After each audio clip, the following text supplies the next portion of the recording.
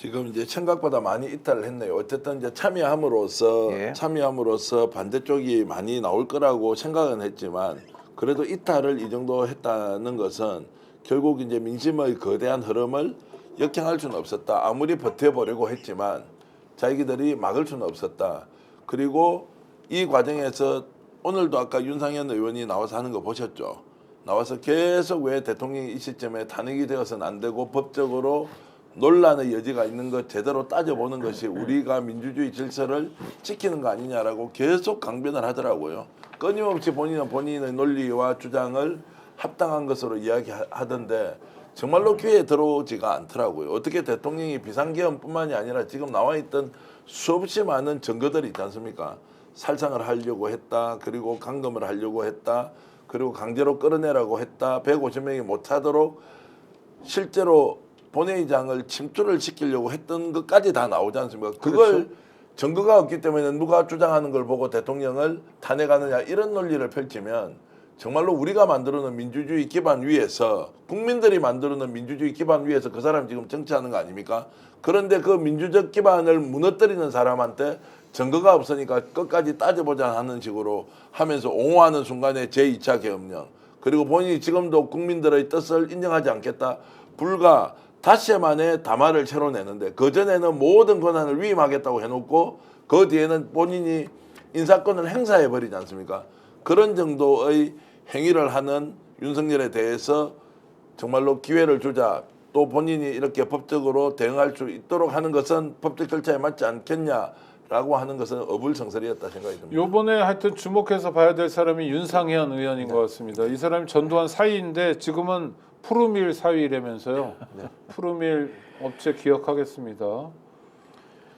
지금 뭐 이번 윤상현 나오고 의원의 있더라고요. 말은 정말 어떠한 국민의 그 민주국가에서의 주권을 가진 국민의 의사나 아니면은 정치적 옳고 그름을 전혀 판단하지 않고 오로지 이게 정치적으로 자기가 배지를 한번 더 다는데 도움이 될 것이냐 안 될 것이냐 이것만 판단하는 것 같습니다.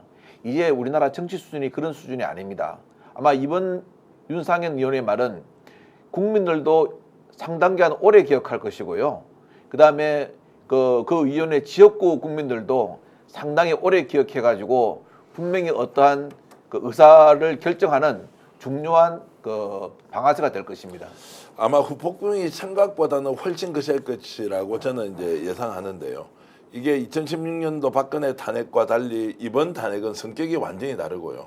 한 사람의 개인이 옆에서 대통령에게 뭔가 주술적인 요소를 가지고 일종의 통치 행위에 개입을 했다 이게 아니고 이거는 근본적으로 나라의 근간을 흔드는 대통령의 반헌법적 행위에 대한 탄핵임에도 불구하고 이것이 탄핵의 제2의 탄핵이 됨으로써 국힘이 소멸할지도 모르는 위기감 때문에 오히려 민심에 완전히 반하는 저런 행동을 한 것은 특히나 거기에 발언했던 사람 지금도 여전히 탄핵이 되어서는 안 된다는 사람들에 대한 아마 후과는 생각보다 굉장히 강하고 오래 갈 것이라는 게 제 생각입니다. 그리고 국민들 입장에서 윤상현 씨가 아이 그래봤자 1년 지나면 다 찍어줘라는 말 때문에라도 우리가 1년짜리가 아니라 1년이 아니라 10년도 기억한다. 예. 당신에게 내일은 없다라고 얘기하기 위해서라도 국민들은 기억할 거고요. 굉장히 오랫동안 기억할 것 같습니다.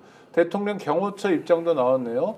한독수 권한대행 전담 경호팀 편성하고 윤석열에 대한 경호는 유지한다. 이런 뭐 예상할 수 있는 그런 입장이었습니다. 일단 이제 말씀드렸죠. 이제는 국가 개조의 문제, 그다음에 또 하나는 정당 해산 문제가 아마 사회적인 의제가 될 거라 생각이 들어요. 국민들이 엄청나게 분노했고 국민의힘이라는 정당이 존재하는 한 언제나 저런 위헌위법적인 친위 쿠데타가 가능할 수도 있을 뿐만 아니라 국민의 이하 요구를 전혀 반영하지 않는 정당, 오히려 국민들을 때려잡으려고 총구를 겨누려고 하는 정당들이 존재한다라고 얘기했을 때 정당 해산 운동이 한쪽에서 벌어질 거라 생각이 들고요. 또 하나는 아마도 국민의힘은 소위 개헌이라는 방식을 통해서 물탈 가능성이 꽤 높습니다.